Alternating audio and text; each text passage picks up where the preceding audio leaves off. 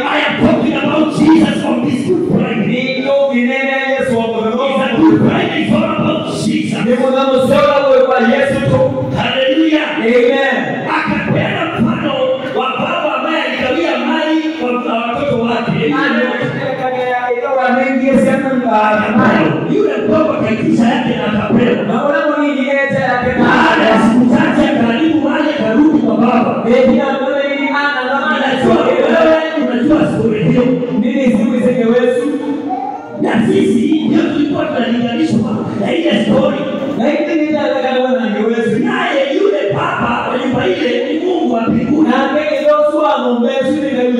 Ilikuwa inaonyesha upendo wa baba. Aliporudi pale nyumbani mtoto ambaye alikuwa anapotea, na kwa sababu alikuwa ameumia huko nje, kwa sababu ya disconnect na baba, kwa sababu unapodisconnect na Mungu unapigwa gogo na maisha. Aliporudi hapa nyumbani, baba akamwonea kwa umbali, akamkimbilia na akamhanga. Anasema na akampiga busu. Unaona baba ambaye anapenda mwana wake. Sisi tunalinganishwa na huyo mtoto ambaye alikuwa ni potea. Praise the name of Jesus. Kuna mambo matatu ambayo baba aliletea mtoto. Kwa sababu ukiangalia hayo maandiko, watoto wakiwa mbali, alisema kwa baba yangu hata wale ambao ni sawa wanakula vizuri kuliko. Akatengeneza kwa utume ya kuambia baba, kibaba ninajua nimekosea. Hata sitaki unirejeshe kama mwanao. Ifanye kama mtumishi mmoja ulifanye kama wale watumishi wako mmoja wao mdogo. Alikuwa tayari kurejeshwa kama mtumwa katika nyumba ya baba yake. Kwa sababu alikuwa ameenda level ya chini zaidi. Mtu ambaye anakula chakula ya nguruwe ako chini sana. Aina Yesu asifiwe sana. Hivi ndivyo tulivyokuwa kabla tulikuwa Kristo. Baba basi akaja akatumana akaitisha ile tunaita yao kama roho. Ile mavazi inavaliwa na mfalme. I am talking about Jesus. Akavalishwa ile kanzu kama ile bishops wanavaa, ama ile makuhani wanavaa. Na sababu ya kuvalisha hiyo ilikuwa na symbolize holiness. Baba alikuwa anajaribu kumwambia mwana ile kupokea tena uwe mtakatifu katika nyumba hii. Ulikuwa umepotea, ulikuwa umekufa, sasa umefufuka. Akamvalisha hiyo kanzu. Kusema umekuwa holy and righteous. Kanzu wakati ule pia ilikuwa ishara ya kuonyeshana kwamba umehurumia mtu. Ilikuwa pia inaonyesha kwamba you are putting protection around this person. Baba hakuachia hapo, lakini alipisha pete. Akampisha pete, na hii pete aliyopika wakati ule wao ndio walikuwa wanatumia kusign documents. Walikuwa wanaweka kwa wax, wanafikiria kwa document.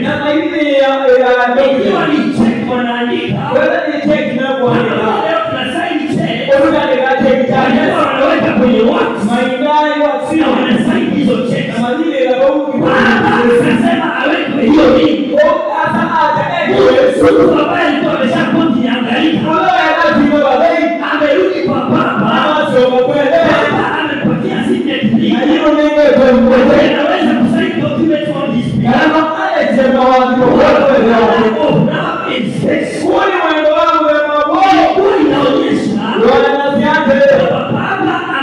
amenipatia trust ama amemwamini mtoto. Kana hasa ni wangu wekia Bwana. Kati ulikuja kwa upande wa mbinguni, Ila waka utokume na Mungu amekuaminia wewe. Gai akuingiite wewe. God has enough trust in you. Gai enda kuingiite Kwa wewe. hiyo umepatia signature. Kwa aonenge tepetea. Anaweza kusign document. Kana naosa document. That is why Yesu akiwa duniani, Ndio kitu Yesu alipowaita pamoja, ametia wewe kabla awatume, atapita matoma. akawapatia power and authority. Ama na kabila na ukomo. Akasema you will be doing this on my behalf. Asa kugenda wako Bwana.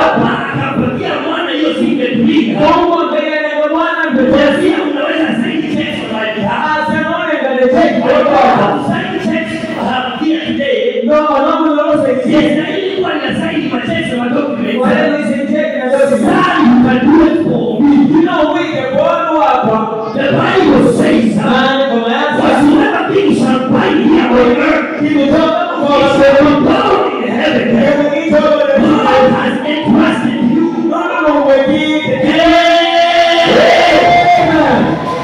Baba akamrejesha mwanaye aliyekuwa amepotea, akaweka trust yake juu yake. Baba hakuachia hapo. One more thing to this. One more thing to this. Maandiko yanasema Baba akasema mwekeni viatu miguuni. Put sandals on his feet. Kwa sababu alipokuwa ameenda kule kuwa mtumwa, watumwa wakati ule hawakuwa wanaruhusiwa kuvaa viatu. If you do a study of their history, mtumwa yeyote katika boma ya hao watu hakuwa ameruhusiwa kuvaa viatu. Walikuwa wanatembeana mguu ili kuweka utenganisho kati ya wana wa nyumba na wale ambao ni watumwa. Siku zile walikuwa wanashika mateka wale wanaofanya watumwa wao. Ukiwa mtumwa haukuwa na haki kama mwana wa boma. Moja wapo ya kunyang'anya haki hiyo